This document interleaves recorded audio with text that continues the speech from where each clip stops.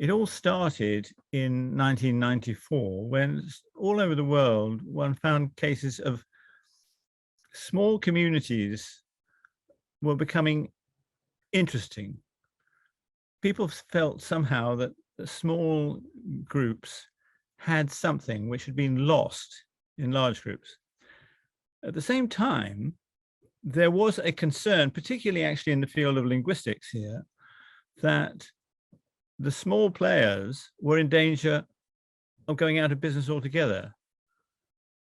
That in a way, it would soon, that we should soon lose vast numbers of these languages. We calculated there were 6,000 or 7,000 of them, and maybe half of them would have disappeared by the end of the coming century. That's the century we're in now. We thought that it should be possible to do two things, really. One is to boost respect for these small communities, and secondly, to try and appreciate what it is that they know, what it is that these languages are doing for them. So we ended up organizing a foundation to support, enable, and assist the documentation, protection, and promotion of endangered languages. The early stages of the setup of FEL involved first a number of committee meetings in 1994. We managed in 1995 to have the first issue of our newsletter, Ogmios, named after the Celtic god of eloquence. And in that year to 1995, we took the first steps towards establishing the charity. Another point, besides a matter of sort of respect for the communities who speak the languages, is actually worrying about losing the knowledge that they have. There's an immense amount of knowledge retained in every language, because every language effectively goes back to a tradition which has lasted for tens of thousands of years. As I said, it's a registered charity.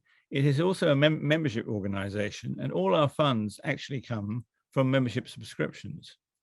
What we do with the money is to spend it on projects which in one way or another will benefit endangered languages. It's got to be something like working on the dictionary of a language.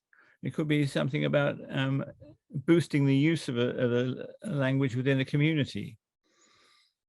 For me, it was that I had been the editor of an atlas of the world's languages for the Routledge publishers here in England. And when it was published in 1993, I did a lot of interviews with the press and with scientific programs, and they tended to concentrate on how many small languages there were in the world in the atlas that were disappearing. Something that I was interested in, but I hadn't really focused on at that point. And one day I was rung up by a man from the Department of Philosophy in the University of Bristol, Andrew Woodfield, who proposed, since he was also interested in the subject, organizing a small conference at his university in Bristol. It must have been in late 1993. And I went to that, and that was where I first met the other founder members of our organization, because we established our foundation there and then at that little conference on disappearing languages. Nick Ostler, who is still our chairman, president, was one of the founder members too.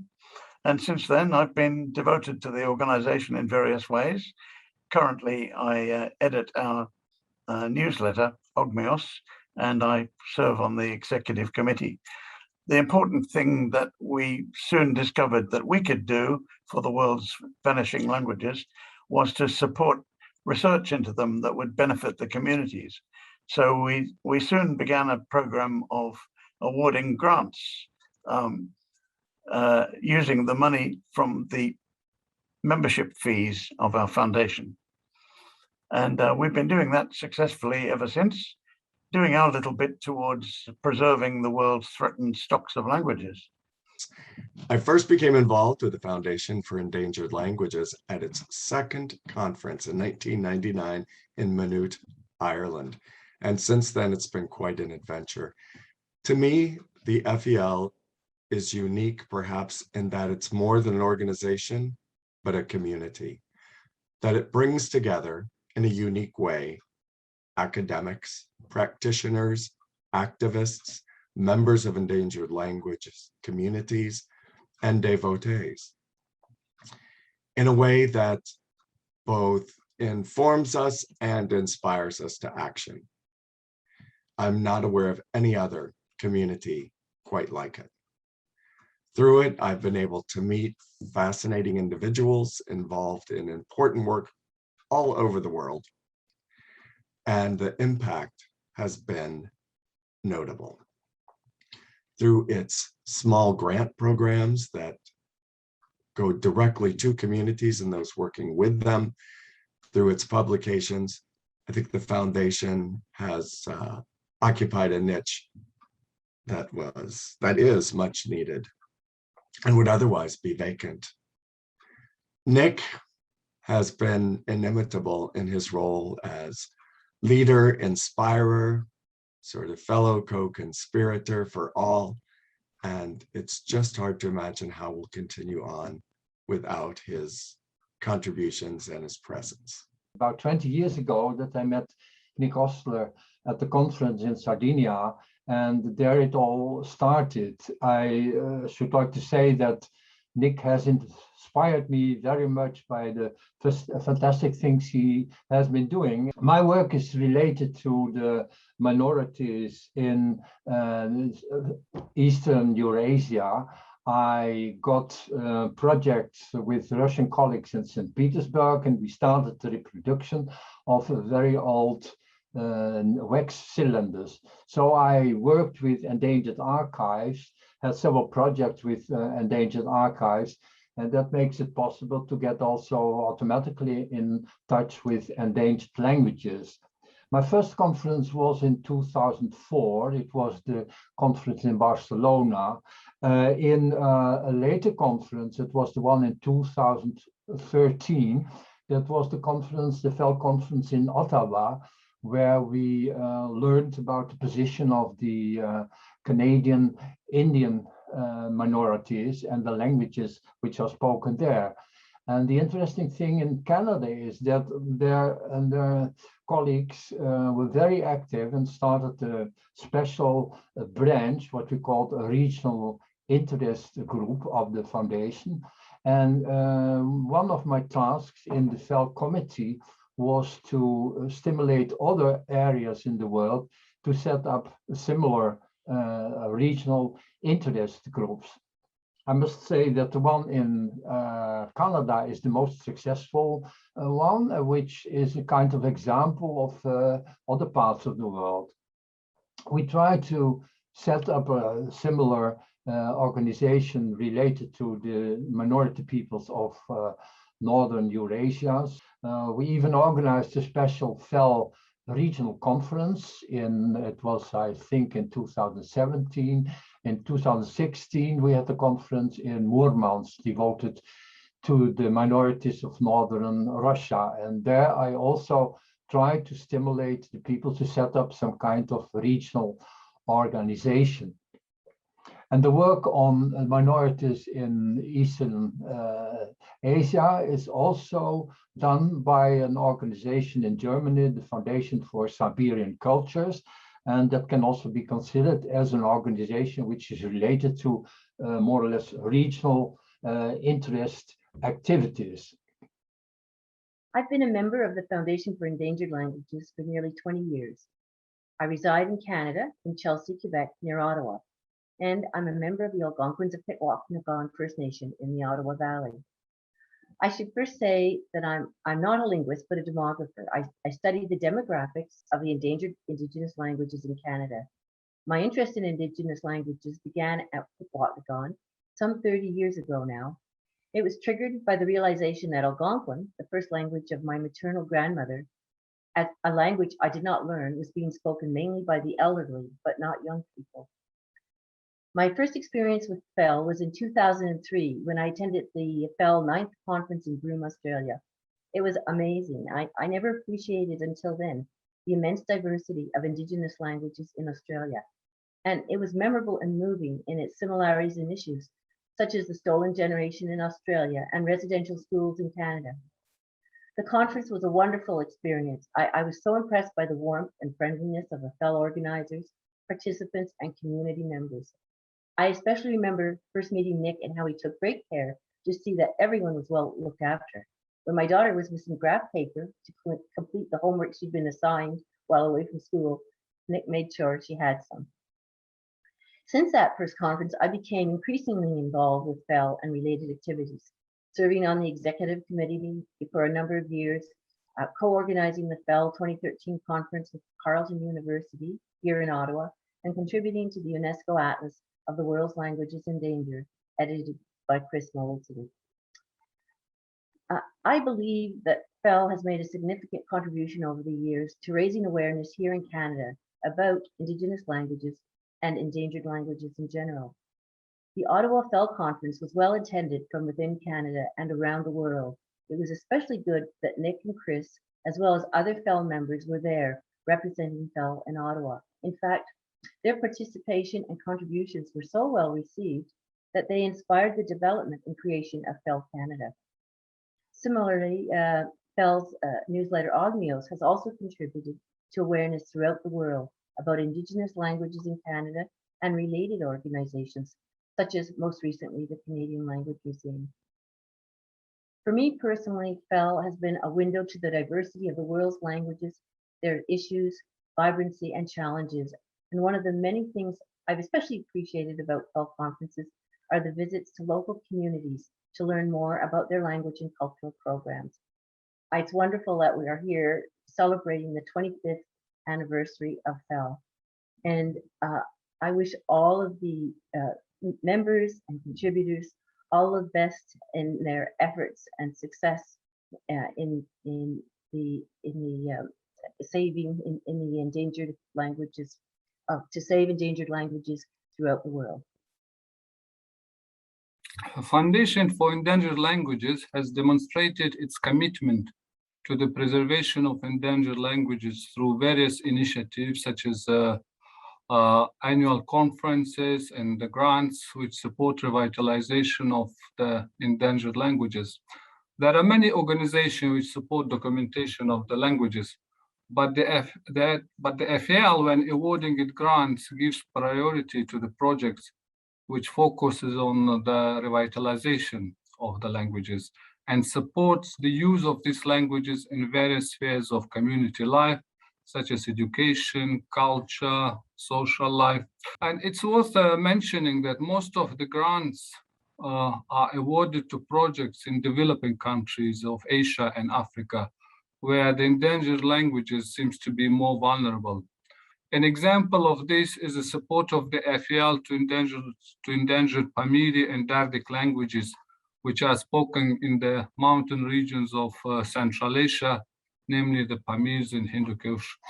FEL supported a number of the projects in this region and even organized an international conference in Khorog, Tajikistan, at the heart of the Central Asian mountains, in collaboration with other local academic institutions.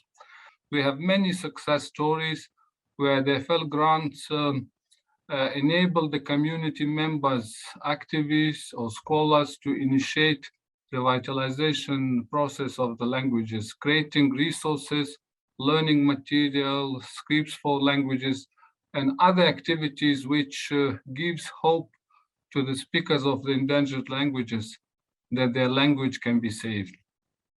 I received a grant from Foundation of Endangered Languages for my work with the Ayama language, and I started this project as a part of my doctoral dissertation, and I am originally from the Ryukyus, where the endangered indigenous language is spoken, and I used the grant to develop learning materials and workshops for the community members. And as far as I concerned, with the help of grant, I was able to connect with the people and also create learning materials in collaboration with the linguists. And I think preserving endangered languages is one of my passion, and also I think it's very important because it is related to the land, ocean, and people. سلام علیک از تاجیکستان تا مرسلم تا ما دورار تا ما فوندرد 25 سالگی تا ما کار خطه تا ما تبریک کنم ماش وقت دوست هر چیز تیزه فواردیم لفدولیم وزم لب خوش تا ما یوموز خوپند یه چوده تا ما قط یوموز شنوسه تا ما قط یومم کوری چود از ماشم کوری انت سر یکم ماشم کوری فود دوبلاژ نسو کینو یا ماش چه دوبلاژ با یوردمی تماد ماش دسته چایل جتنجوش و ماشن لب خوش صفت تا لب بمانی کورسد ام از ترجمان ده ام اونر پیشین قط ماش کور یت فوکس یت تر چیز دی ماشن وار دو دیگه کور قطه دیگه خوش صفت با درجه کور قطه خجاموت تر یه معنی چیز چیدو یک برگه یا ماش ویف قویل چود دی ایکم ماش زفته یم نه این که ماش فقط روزگارم نقط چیز کنم استفاده میکنم اتی که ماش زفته که ماش پومیره زویلین فقط یم بوفت ام افیر رادیو یند ام کینو یند ام کارتون ملت فیلمین یند تصویره کینند کم تماشا بینی کم ماش جمعوت سا ما دین روست گاب دوسین ایرون ست دی سرهنگ ماش زفت کینو است دونجا بگده ماش مردم ماش جمعوت وروس کینو چوست انگلیسی زفت کینو چوست توجیک زفت کینو چوست اتک میف ماش زفین قطع روست گاب چیزت نسخه یکم دودمه نرفو دا جویب کودا کرد یکم تم مت گاب دین کودکین بعد ما تبع زرده میوسی بعد فکر هم چوخ یتم تردز خلاصه ماش باید خزفت کودکینر افسانه مسکنم سوگکین کنم بعدم یک برگه چو ترتمای دوران مراجعت ترتم فوند سوگین تا نقلین خوشنونه پومر زوین ته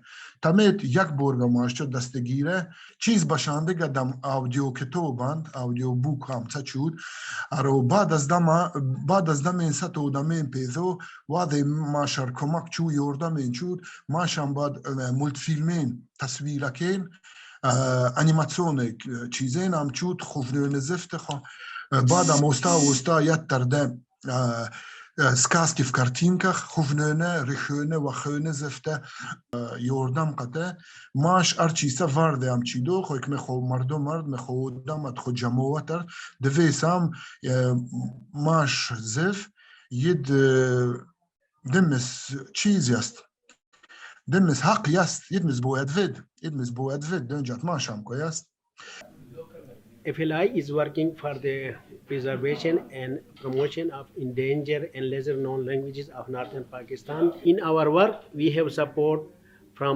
some international organization. One of the organization is FEL. With the help of FEL, we have organized one event in Chetral. The event was dealing orthography, and we organized this event for two language communities, Dameli and Gawarbati. It was first event for these languages, and it provided a foundation stone in developing orthography for these two languages, and later on the language community, the participant who participated this event, and develop orthography for their languages, and they sorted out the issues of their orthography. Now these two languages are written language, and they were oral and now they are written. Now there are many literature has come, and the event which we organized with the help of FEL was a foundation stone in orthography development for these two languages. We are thankful and appreciate FAL help in our work. In 2018, my collaborators and I got one of the grants from the FEL Foundation to develop different pedagogical materials for and with the Mixtec community here in the United States. We created a website that's called Let's Learn Mixteco, where any user can go and find different resources to learn the language. We used a kind of a gamification approach to the learning process. So there are different activities that one can play and learn different aspects of the language. Primarily, so far, we've worked on developing vocabulary activities, so that all these different games organized by semantic field where one can go and play the games and learn the vocabulary. The website also has additional resources that we've developed with the community that kind of complements or supplement that learning process. We're very grateful to the foundation for the grants. Otherwise, we would not have been able to carry out this project. And we encourage anyone who's developing similar materials to have a look and see if that's something that they find useful. In January 2022, we shall be entering the International Decade of Indigenous Languages. During the next 10 years, we shall all focus on the promotion of Indigenous languages and seek ways to implement existing plans of action, as well as find new ways and new ones to ensure a worldwide recognition, respect, and defense of Indigenous languages. A great deal began with a document that has recently been published as a small pamphlet. It's the UN Declaration of the Rights of Indigenous Peoples, a document which took hundreds of people nearly 3 decades to draft. In its articles 13, 15, and 16 in particular, the declaration stipulates that Indigenous peoples have the right, among other things, to revitalize, use, develop, and transmit to future generations their histories, languages, oral traditions, philosophies, writing systems, and literatures. They have the right to the dignity and diversity of their cultures, traditions, and histories, the right to establish their own media in their own languages, and state-owned media should reflect cultural diversity. Since then, a Universal Declaration of Linguistic Rights was also adopted by a community of scholars, civil society organizations, and other individuals, though it has met with great reluctance from governments and governmental institutions. The Declaration on the Rights of Peoples belonging to national, ethnic, and religious and linguistic minorities, and some similar regional instruments, also aim to protect minorities which are distinguished by the language they speak. However, as is often reminded and debated, all these, like the entire post-World War II human rights system, which is enshrined in the United Nations action, has been about the protection of individual persons. There is indeed a dearth of rights which apply specifically to groups. Perhaps in parallel to the discourse or the action on human rights in general, many scholars around the world realize that, like natural species, botanical or zoological, languages have been becoming extinct and continue to do so at an alarming rate. Half the planet's languages are threatened with disappearance, and there is a need to at least document them before they completely vanish. Perhaps the person who put it best was the Malian philosopher and anthropologist Amadou Mpateba, who said that in Africa, when an old man dies, it is a whole library that goes up in flames.